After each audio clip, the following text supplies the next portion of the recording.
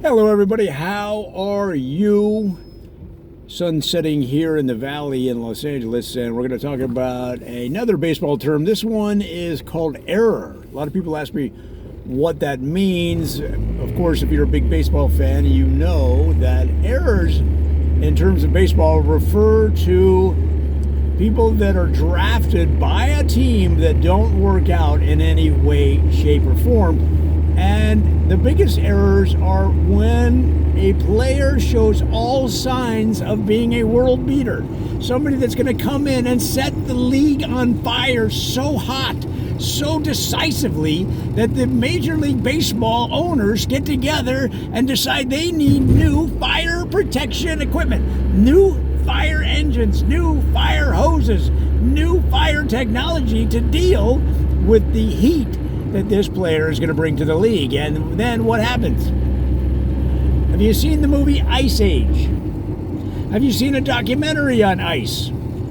Have you ever eaten ice cream so fast that it tastes good going down, but then you get a sudden realization that you're about to have an ice cream headache that's going to send you to the hospital?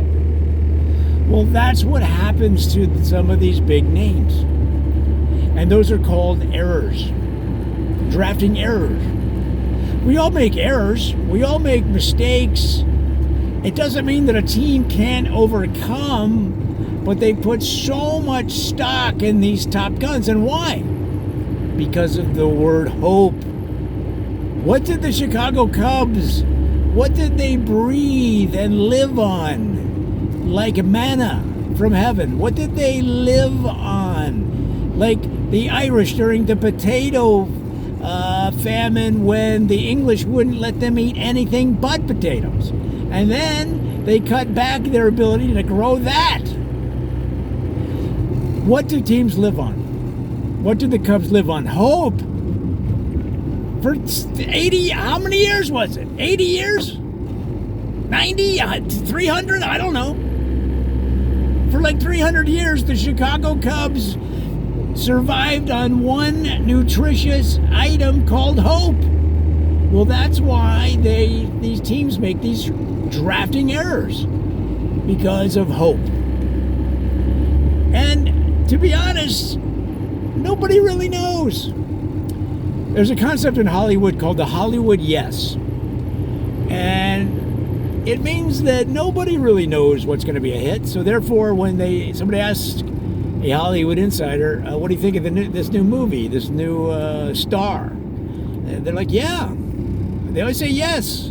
Because the thing is, if they say yes and it's a hit, then they can say the whole time they knew.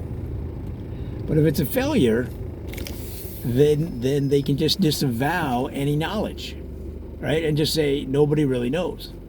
Well, that's the same thing here, is that nobody really knows who's going to be a big hit in Major League Baseball, much less any other sport. How many quarterbacks were coming out of college that were going to be top gun, right? They're going to be maverick of the gridiron, the maverick of the gridiron, and turned out to be the Raggedy Ann, right?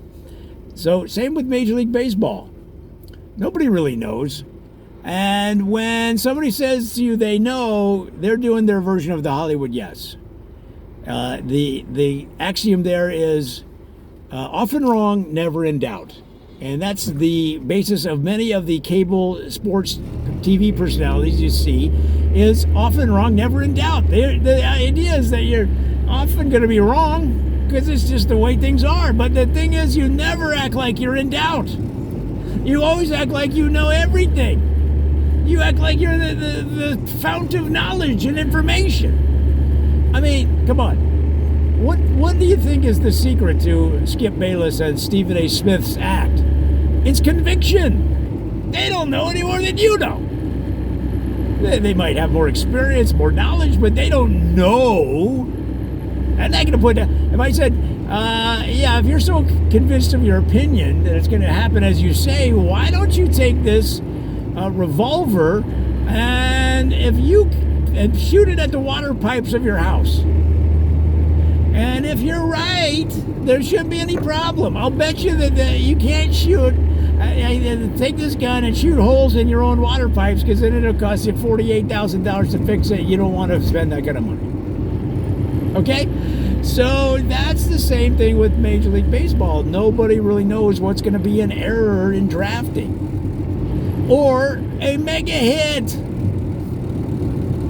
Guys, it's all throughout life. How about this company called WeWork?